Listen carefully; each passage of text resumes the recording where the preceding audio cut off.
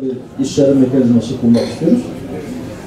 Ve bu konuda herhangi bir, yani genel anlamda bugün işte mesela memleketin güncel konusu bu konuda veya siyasete düşen görev nedir sizce? Bu anlamda siyasetle ilgili herhangi bir kardeşimizin bir önerisi varsa ya da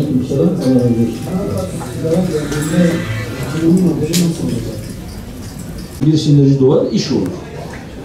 Eğer siz bölüşümü, yani aslında üretim araçlarıyla ilgili birbirine çok yakınlar ama iş insanlarıyla, buradaki değerli kardeşlerimizle bir istişare yapalım istedik. Onlara kulak verelim, onları dinleyelim istedik. Belki çok alışıldık bir siyaset tarzı değil, daha çok siyasiler mikrofonu bulunca nutuk çekmeyi sever. Ama ben daha çok sizi dinlemek istiyorum.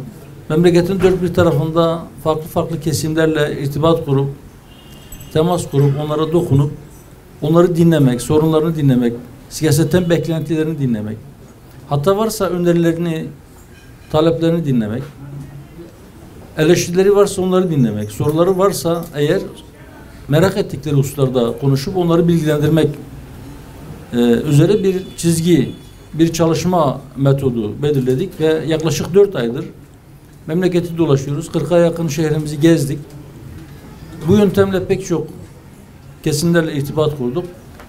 Böyle bir konsepte İl Teşkilatımızın düzenlemiş olduğu bu programda yine Antep'in değerli iş insanlarıyla bir araya gelmek, onları dinlemek, onların gözünden Türkiye'nin sorunlarını dinlemek ve varsa çözüm önerilerini dinlemek, bu şekilde çalışmalarımıza bir zenginlik katmak, bakış açımızı biraz daha genişletmek istiyoruz. Bizim ölçümüz İslam'dır dedik.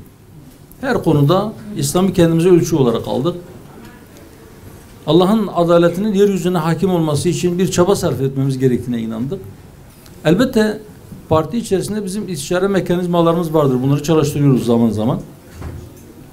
Bu yani genel anlamda parti ilgilendiren meselelerde sadece parti içi mekanizmaları çalıştırıyoruz. Ama sadece partiyi değil, toplumu ilgilendiren, milletimizi ilgilendiren ya da genel anlamda memleketi ilgilendiren meselelerde bu istişare halkasını biraz daha genişletmek istiyoruz.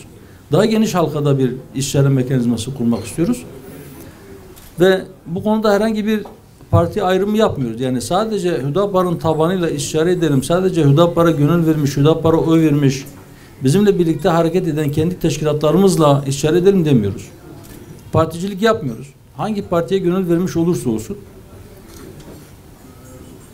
derdi millet olan, sevdası memleket olan kim varsa, hangi partiye gönül vermişse, hangi partiye oy veriyorsa versin fark etmez.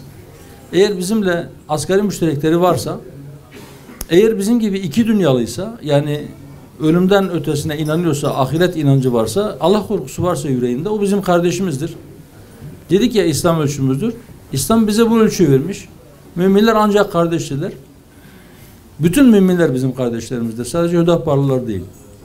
O anlamda bu istişare emrini de bu şekilde alıp diyoruz ki hepimizi ilgilendiren meselelerde farklı siyasi görüşlerde de olsa ama asgari müştereklerde birleştiğimiz, aynı kıbleye yöneldiğimiz, aynı safta namaza durduğumuz bütün kardeşlerimizle inşallah biz istişare edelim diyoruz. Yani genel anlamda bugün işte mesela memleketin güncel konularından bir tanesi ekonomideki durum. Dövizdeki dalgalanma. Fiyat istikrarı sağlanabilecek mi, sağlanamayacak mı?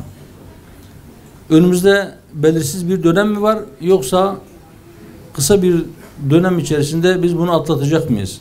Ya da bunun için ne gerekiyor? Bize göre bu sistem, bu da miadını doldurmuştur. Komünizm çöktüğü gibi kapitalizm de şu anda çöküş yaşıyor. O da yakın bir gelecekte çökecektir. Çünkü biz şuna inanıyoruz. Birisi ifrat, birisi tefrit. Yani ikisi de aşırı uçlarda. Birinde bütün özel mülkiyet reddediliyor. Öbüründe her şey özel mülkiyete konu olabiliyor. İkisi de aşırıdır bize göre. Orta yol olmalıdır. Biri sermayeyi kutsuyor. Birisi emeği, ama sermaye de değerlidir, emek de değerlidir. İkisinin imtizacından, bir araya gelmesinden bir sinerji doğar, iş olur. Eğer siz bölüşümü, yani aslında üretim araçlarıyla ilgili birbirlerine çok yakınlar ama bölüşümle ilgili aralarında ciddi farklar vardır. Birisi aslan payını sermayeye veriyor, emeğin veya diğer dar gelirlerin genel anlamda sömürülmesine zemin hazırlıyor. Daha çok terlemeden, emek sarf etmeden, hatta özel sektörü de belki sömürerek sadece büyük kapital sahiplerinin kazancının zeminini hazırlıyor kapitalizmde. Öbür tarafta emeği her şeyin önüne geçiriyor. Bu yüzden gayri fıtri olan o sistem çöktü. Ama kapitalizm de çökecek. Çöküyor şu anda. Çöküş yaşıyor.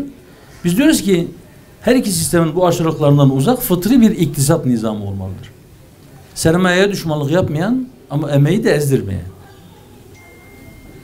Sermayenin düşmanlığını yapmıyor derken ama bir tarafta da büyük sermayelerin bir yerde hazine şeklinde toplanmasına fırsat vermeden ihtiyaç sahiplerinin ihtiyaçlarını da gideren sosyal politikalarla veya o sermayenin dengeli dağılmasıyla, buna kısaca fıtri iktisat diyoruz.